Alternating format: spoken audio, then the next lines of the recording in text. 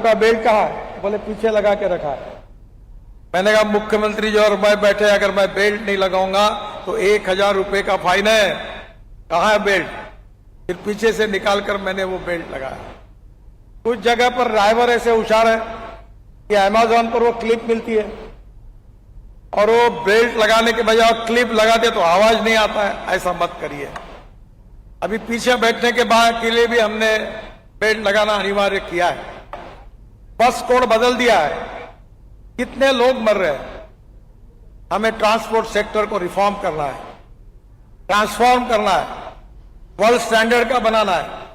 ये पुरानी जो बसेस है, मुझे पता नहीं, मैं उड़ीसा की बात नहीं कर रहा हूं, पर जो बसेस ऐसी है हमारे स्टेट में कि जहां हॉर्न छोड़कर सब बचता है, ऐसी बसेस हमको नहीं चाहिए। हमें नई बसेस चाहिए जो प्रदूषण नहीं करती। मैंने अभी एक नई बस लाई है। बस फ्लैश चार्जिंग की बस है ट्रांसपोर्ट सेक्टर के लिए। वो 135 सीटर बस है। हर बस स्टॉप पर खड़ा होने से ऊपर से चार्जर आता है। 40 किलोमीटर चार्ज होती है और वो बस एयर कंडीशन है। बस में बस होस्टेस, एयर होस्टेस जैसी है। हवाई जहाज में जैसे चाय पानी मिलता है, नाश्ता, वो मिलता है। और बस का किराया डीजल बस की तुलना में 30% कम है। हमारे ट्रांसपोर्ट को भी हमको बदलना है, रोड को भी अच्छे बनाना है, फ्यूल को भी बदलना है और एक्सीडेंट को खत्म करना है। ये सिर्फ ये जो एक दिन में 420 लोग मर रहे हैं और मरने वालों में 18 से 36 एज ग्रुप के 66% लोग हैं। जवान लड़के, इंजीनियर, डॉक्टर मर गए। अनेक लोगों के एक्सीडेंट, मेरा भी एक्सीडेंट हुआ था। पुलिस के बंदों पूरी पायलट कार, पुलिस सब लाइन में थे, पर ड्राइवर को कैटरैक्ट था। मैं लीडर ऑफ अपोजिशन था महाराष्ट्र में। मेरी गाड़ी एक ट्रक के ऊपर जाके डैश हुई। मैं आपसे अनुरोध करूंगा कि हमें रोड सेफ्टी की तरफ ध्यान देना पड़ेगा। रोड इंजीनियरिंग में एक भी गलती नहीं होनी चाहिए। मुझे माफ करिए, ये ज्यादातर एक्सीडेंट्स होते हैं, इसके कारण डीपीआर में गलतियां होती है। हम उसको सुधारते नहीं है, लाइटली लेते हैं और बाद में गलतियां होने के बाद एक्सीडेंट होते रहते हैं और लोग मरते रहते हैं। हमारे महाराष्ट्र में एक जयसिंहपुर बाईपास था, पुणे कोल्हापुर रोड पर। एक जगह पर 150 लोग मरे और उसको सुधारा नहीं गया। अभी हमने रोड सेफ्टी के लिए विशेष बजट तैयार किया। लैंडस्लाइड के लिए वो स्पॉट को आइडेंटिफाई करके स्विट्जरलैंड से ट्रेनिंग लेकर हम उसको ऐसे बना रहे कि कहीं संकट ना आए। हमने हमारे टनल के लिए नया मैनुअल तैयार किया। हम वर्ल्ड की बेस्ट टेक्नोलॉजी यूज कर रहे हैं और इसलिए मैं आपसे अनुरोध करूंगा कि रोड सेफ्टी में, रोड इंजीनियरिंग में आप संवेदनशील बनिए। आपकी ओनरशिप, आपके इनिशिएटिव, आपकी संवेदनशीलता अनेक लोगों की जान बचा सकती है। मैं हाथ जोड़कर आपसे अनुरोध करूंगा, ये ब्लैक स्पॉट को आइडेंटिफाई करिए, उसको रेक्टिफाई करिए। जो रोड के डिजाइन बनाएंगे वो पेडेस्ट्रियन के लिए फ्रेंडली डिजाइन बनाइए। कितने सीनियर सिटीजन है ट्रक और स्कूटर के नीचे कुचल जाते हैं। क्या उनकी जान हमको नहीं बचानी चाहिए? जंक्शन कैसे बनाते हैं? साइनेज ठीक से लगता नहीं है।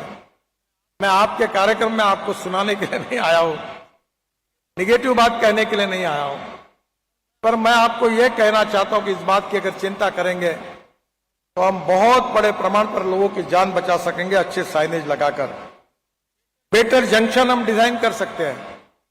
हाई क्वालिटी रोड ज्योमेट्री को बदल सकते हैं। आप सब इंजीनियर्स हैं, कोई आईआईटी से आए, कोई अच्छे इंजीनियरिंग कॉलेज से आए हैं। आपके माइंड को अप्लाई करो।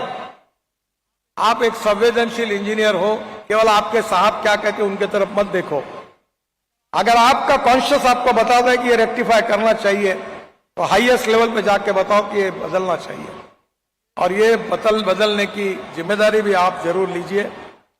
हाई क्वालिटी रोड ज्योमेट्री उसको सुधारिए, डीपीआर को सुधारिए, क्लियर साइनेजेस को लगाइए। जहां अभी हमने एक स्कीम शुरू की है कि एक्सीडेंट अगर होता है तो कोई व्यक्ति, वो एक्सीडेंट वाले जो व्यक्ति है उसको लेकर हॉस्पिटल एडमिट करता है तो उसको राहगीर करके हम 25,000 रुपए का इनाम देने का हमने निर्णय किया है।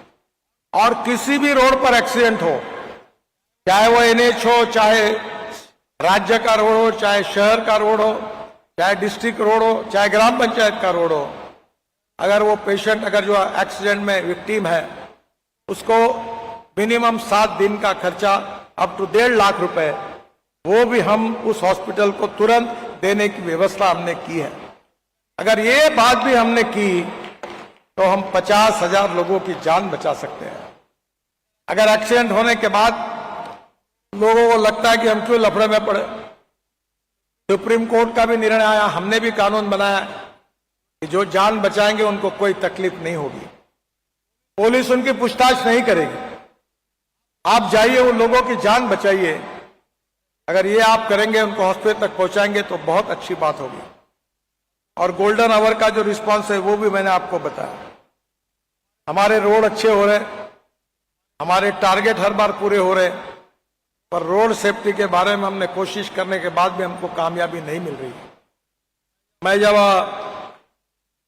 अमेरिका में गया था तो मैंने कहा था कि हम लोग 50% एक्सीडेंट को कम करेंगे। कम तो हुए नहीं, बढ़ते जा रहे हैं। शायद मैं मानता हूं कि हमारे कामों में भी कुछ कमियां होगी, मेरे भी काम में कुछ कमी होगी, हमें उसको सुधरना होगा।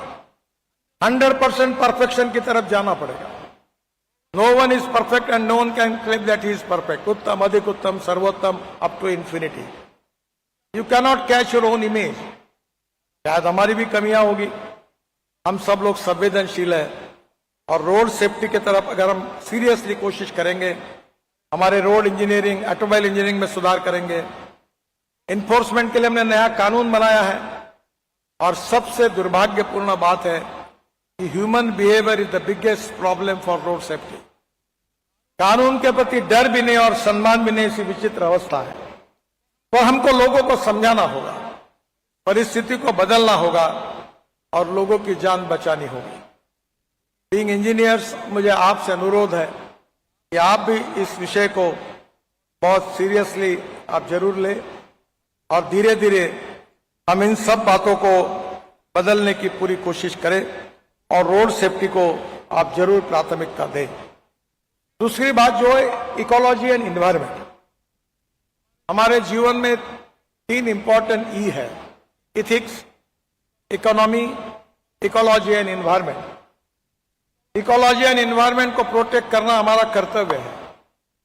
हमारे देश में 40% पोल्यूशन हमारे रोड सेक्टर में होता है।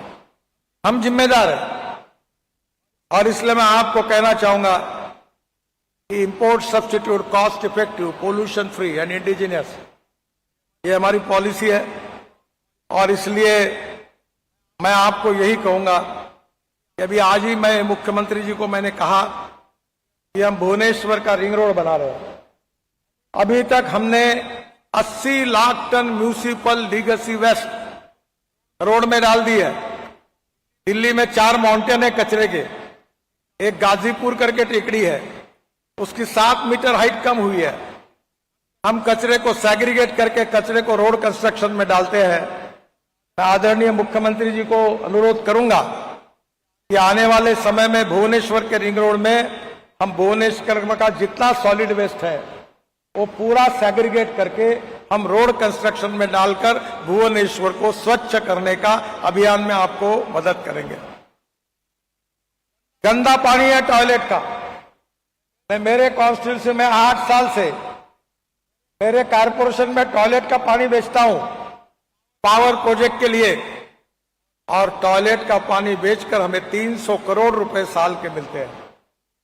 आप वो पानी को अच्छा बनाइए, इंडस्ट्री को दीजिए, गार्डन और प्लेग्राउंड में खर्चा करिए, और वो फिल्टरेड वाटर गार्डन में देने को कोई कारण नहीं। वो पानी से भी इकोलॉजी एंड एनवायरनमेंट को हम प्रोटेक्ट करेंगे। मैं आपको बताऊंगा कि हमने अभी देश में 80 किलोमीटर बांबू के क्रैश बैरियर बनाए हैं, बहुत सुंदर बने हैं। क्यों ये स्टील के बनाए? हम इकोलॉजी और एनवायरनमेंट को प्रोटेक्ट करने के लिए अब नॉर्थ ईस्ट में हम लगभग अनेक जगह पर बना रहे हैं। मैं आपको कहूंगा कि ओडिशा में भी बांबू तैयार होता है। आप जरूर इसका इस्तेमाल करिए।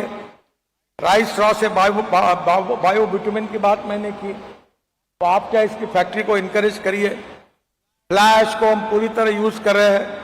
जो स्टील स्लैग है जो आपके राज्य में होती है, हमारे यहाँ भारत के एक इंजीनियर है मिस्टर जोशी, ऑस्ट्रेलिया में गए और ऑस्ट्रेलिया में जाकर उन्होंने एयरशिप में स्टील स्लैग का यूज किया और ऑस्ट्रेलियन गवर्नमेंट ने उसको मान्यता दी है।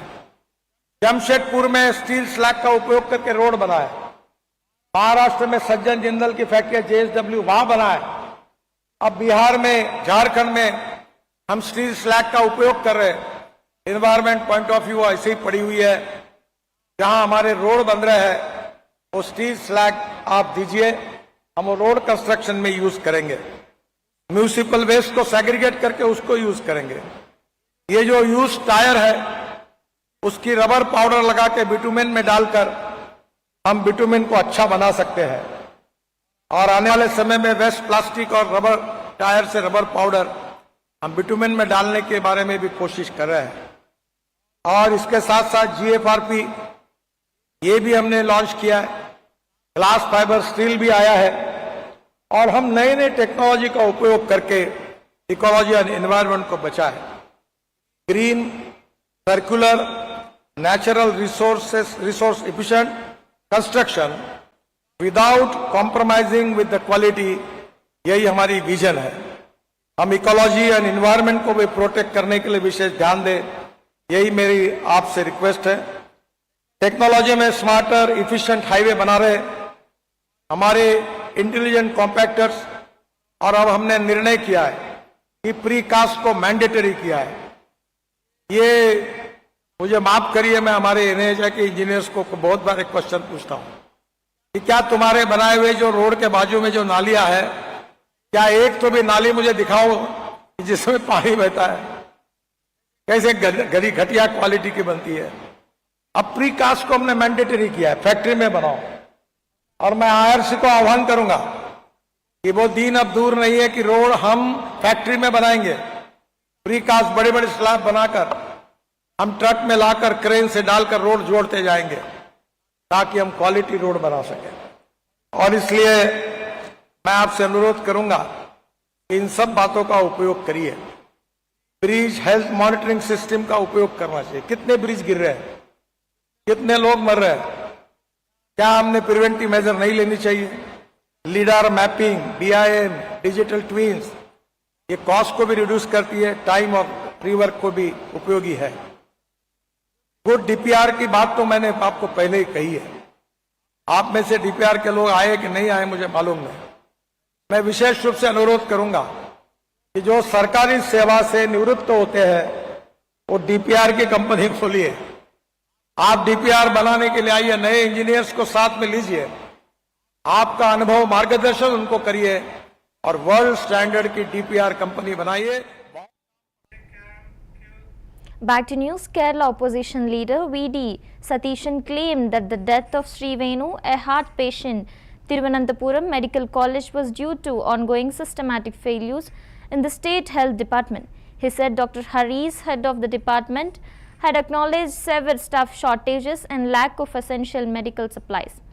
Satishan added that Medical Services Corporation demand for large government funds was straining resources affecting hospitals statewide. He criticized the health minister for requesting frequent reports, arguing the volume of documentation itself reflected deep-rooted dysfunction.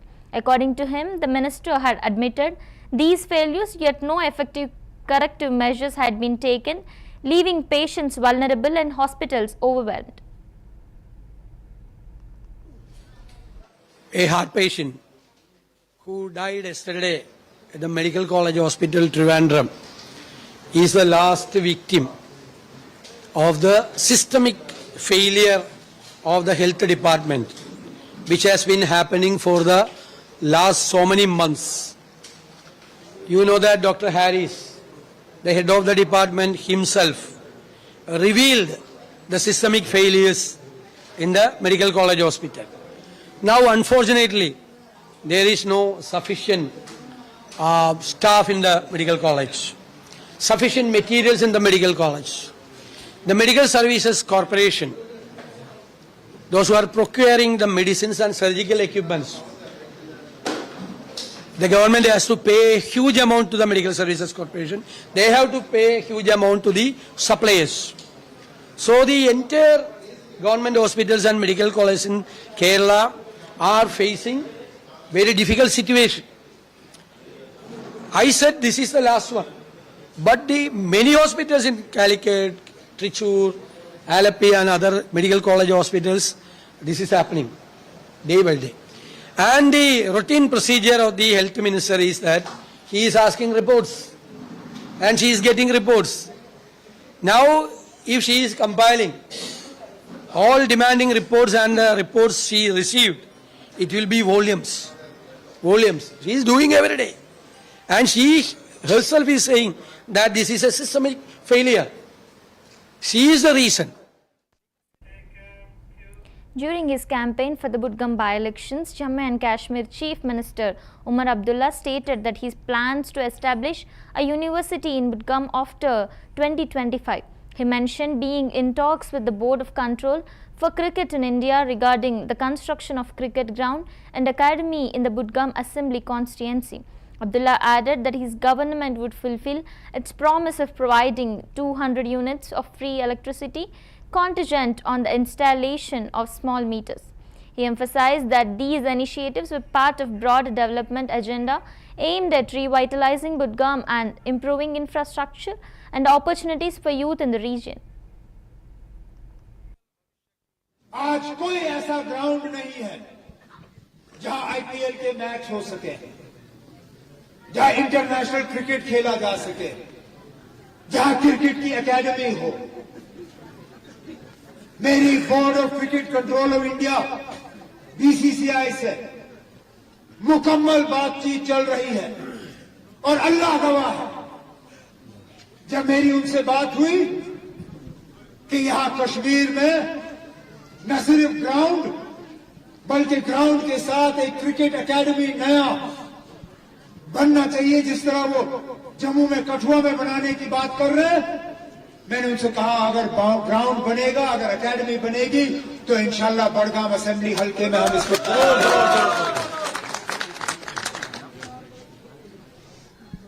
लेकिन ये तब मुमकिन होता है जब हुकूमत आपकी अपनी होती है, जब नुमाइंदा आपका अपना होता है। अब मेरे मुखालिफ निकले यहां बिजली पे सियासत करने के लिए, ठीक है, मैं यहां खड़े होकर यह कह सकता हूं कि मुझे ये बिजली के मीटर विरासत में मिले, लेकिन हकीकत यह भी है कि इनको लगाने का सिलसिला मैंने बंद नहीं किया। क्यों नहीं किया वो भी मैं समझाऊं। दो वजूहात। एक, आमतौर पे हमारा तजुर्बा ये रहा है